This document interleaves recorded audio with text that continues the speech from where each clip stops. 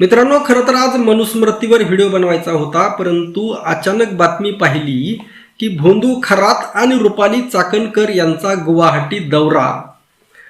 ही खरं तर एक शॉकिंग बातमी आहे. आणि बघा, TV9 ची बातमी आहे. मी विना संदर्भ कधीही बोलत नाही. आणि एकाच हॉटेलमध्ये मुक्काम, प्रतिभा चाकणकर ही सोबत. आणि मित्रांनो, TV9च्या या बातम्यावर खाली जर तुम्ही कॉमेंट जर पाहिल्या, फार भयानक कॉमेंट आहे. लोक कशा पद्धतीने कॉमेंट करत आहेत. आता पुरोगामी प्रतिगामी, कोण भोंदूंच्या बाजूने, कोण कोणाच्या बाजूने, अशा सगळ्या प्रकारचे लोक सध्या महाराष्ट्रामध्ये राहत आहेत. परंतु काही गोष्टी मला नमूद करायच्या आहेत की हे जे खाली कॉमेंट करणारे आहेत हे सुद्धा कोणत्या ना कोणत्या बुवा बाबाचे अंधभक्त आहेत. आता काही अशा कॉमेंट आहेत ज्या खास करून माझ्या चॅनलवर दाखवणं मला अयोग्य वाटतं. इतक्या खालच्या लेवलच्या कॉमेंट लोक करत आहेत. आणि अशामध्ये मग प्रश्न निर्माण होतो की लोकप्रतिनिधींच्या हे लक्षात का आलं नाही किंवा का येत नाही. आणि अशामध्ये बघा, कालच एक फोटो परत स्वतः पार्थ पवार यांनी त्यांच्या अकाउंटवर टाकला. श्री रविशंकर यांच्यासोबत पार्थ पवार. बघा, आता हा श्री रविशंकर याने छत्रपती शिवाजी महाराजांची बदनामी केलेली आहे. अगदी ज्या पद्धतीने धीरेंद्र शास्त्री याने बदनामी केलेली आहे, अगदी त्याच पद्धतीने श्री रविशंकर याने छत्रपती शिवाजी महाराजांची बदनामी केलेली आहे. आपला समाज झोपलेला आहे, लक्षात ठेवा. आपला समाज सजग नाही, जागृत नाही. आणि त्यामुळे बऱ्याच लोकांना या गोष्टी आतल्या माहीत नसतात.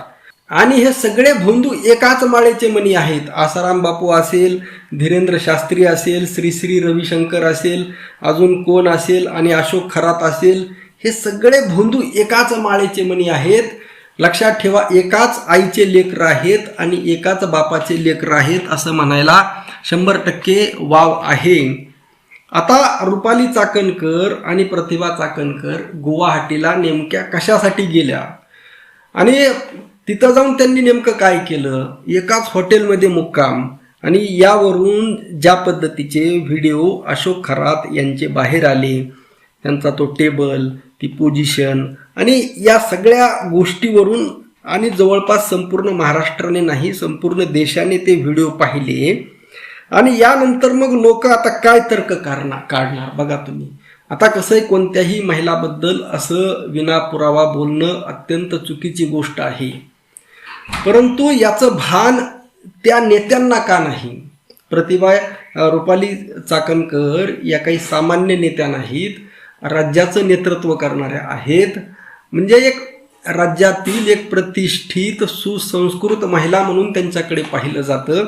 एकतर त्याच वेळेस त्यांचा जो पहिल्यांदा व्हिडिओ व्हायरल झाला होता की गुरु माऊली, त्याच्या पार पूर्ण म्हणजे ते एखादा अंधभक्त जसा एखाद्या आहारी जातो तसं अशोक खरात माझे गुरु माऊली आहेत वगैरे वगैरे. म्हणजे समाज आज बुवाबाबांच्या किती आहारी गेलेला आहे. बघा, अजितदादा पवार यांचा वारसा चालवणारे म्हणजे त्यांचे सुपुत्र असणारे पार्थ पवार जर एक आता भोंदूच्या नादी लागणार असतील तर मग अवघड परिस्थिती आहे. बघा, या राज्याला आता भोंदूंची गरज आहे का?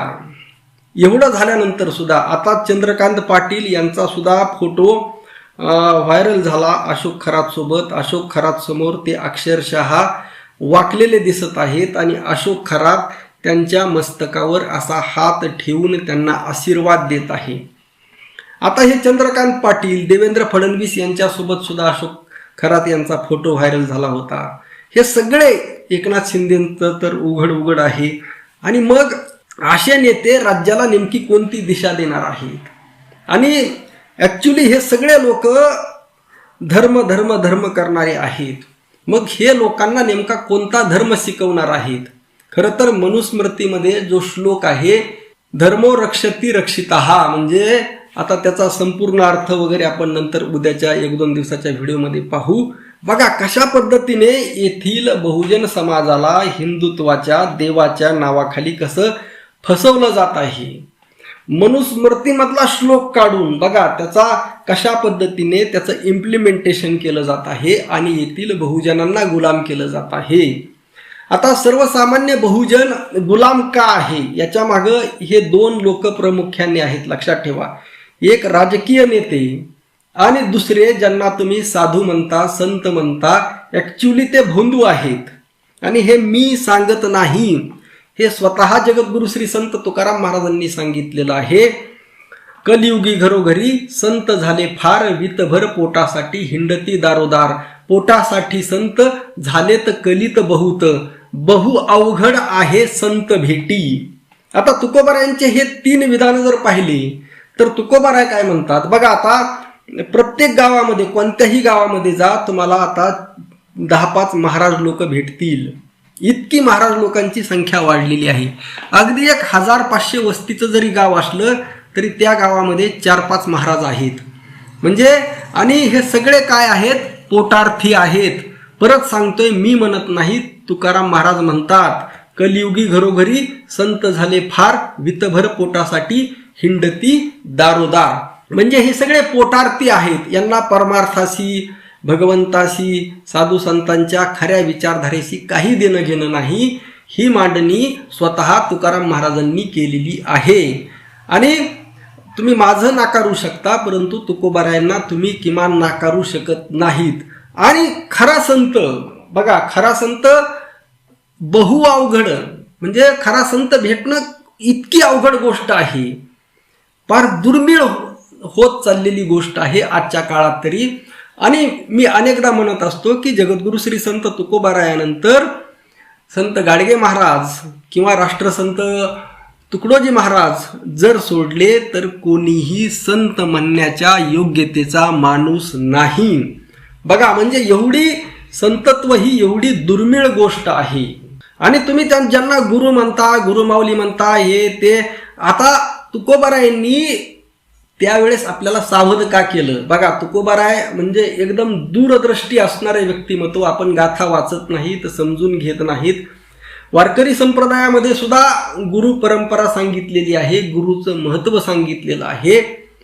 परंतु हे अनुभव घेत असताना, निरीक्षण करीत असताना तुकोबारायांच्या लक्षात आलं की हे गुरु गुरु म्हणणारे ॲक्च्युली ढोंगी लोक आहेत, लोकांना फसवण्याचं काम करत आहेत. यांना स्वतः काही कळालेलं नाही आणि मग हे दुसऱ्यांना नेमकं काय शिकवणार, हे फक्त लोकांचं शोषण करणार. हे तुकोबारायांच्या लक्षामध्ये आलं. हे रसशिष्णाचे अंकित आहेत. हे अगदी स्पष्ट शब्दामध्ये तुकोबारायांनी गाथेमध्ये सांगितलेलं आहे. म्हणजे एवढं स्पष्ट सांगूनही आणि मग त्यामुळे तुकोबारायांनी आपल्याला या परंपरेतून मुक्त केलेलं आहे. बघा, गुरु शिष्यपण हे तो अधम लक्षण, भूती नारायण खरा आप तैसाची दुसरा.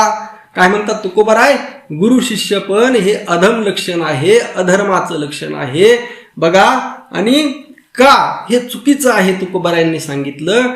भूती नारायण, जसा गुरु आहे तसाच शिष्य आहे, माणसामध्ये भेद नाही. बघा, एखाद्याने गुरु व्हावं म्हणजे तो कोणीतरी श्रेष्ठ अशी आपली भावना असते. परंतु तुकोबाराय म्हणतात तसं काही नसतं. गुरु आणि शिष्य याच्यामध्ये लौकिक, पारलौकिक, ऐहिक कोणत्याही दृष्टीने कसलाही फरक नसतो. भगवंताने माणूस बनवताना सगळा माणूस समान बनवलेला आहे. इतकी म्हणजे येथे समता सुद्धा दिसून येते तुकोबारायांची. एवढं स्पष्ट सांगितलेलं असताना कोणालाही कसलाही गुरु करण्याची गरज नाही. आणि बघा, आणि स्वतः तुकोबाराय जगद्गुरु आहेत. म्हणजे तुम्हाला लक्षात ठेवा, तुकोबारायांसारखा गुरु या जगामध्ये तुम्हाला शोधून सापडणार नाही. त्यामुळे जशी शीख धर्मामध्ये परंपरा आहे, ग्रंथ हेच गुरु, बघा त्याच पद्धतीने तुकोबारायांची गाथा हीच गुरु माना. बघा, तुम्हाला 100% गाथा बोलते, गाथा उपदेश करते. स्वतः तुकोबाराय उपदेश करतात. तुकोबारायांना गुरु माना, गाथेला गुरु माना. तुम्हाला कोणताही गुरु करण्याची गरज नाही, कारण त्या योग्यतेचा माणूस पृथ्वी तलावर आज नाही. आता यातील काही कॉमेंट करणारे बघा लगेच असं म्हणणार, आमचा गुरु तसा नाही, आमचा गुरु वेगळा आहे, आमचा गुरु छान आहे, या भ्रमामध्ये जशा रुपाली चाकणकर या भ्रमामध्ये होत्या तसंच तुम्ही त्या भ्रमामध्ये आहात. लक्षात ठेवा, तुमचा गुरु सुद्धा त्याच लेवलचा आहे, हे लक्षात घ्या. आणि किती राजकारण्यांनी या देशाचं, जनतेचं, हिंदू धर्माचं वाटोळं चालवलेलं आहे, या भोंदूंनी वाटोळं चालवलेलं आहे. त्यामुळे सर्वसामान्य जनतांनी विचार करणं गरजेचं आहे. यामुळे बोलावं लागत आहे. काही जणांना प्रश्न निर्माण होत असेल काही जणांच्या मनामध्ये की मी नेमकं का बोलत आहे, यामुळे बोलत आहे, तुम्हाला सावध करण्यासाठी बोलत आहे. तुकोबारायांनी सुद्धा काय केलं, बोलण्याचं काम केलं, लिहिण्याचं काम केलं आणि तोच तुकोबारायांचा वारसा आम्ही चालवत आहोत. आपलं मत नक्की कळवा. रामकृष्ण हरी. जय जगद्गुरु. जय शिवराय. जय भीम.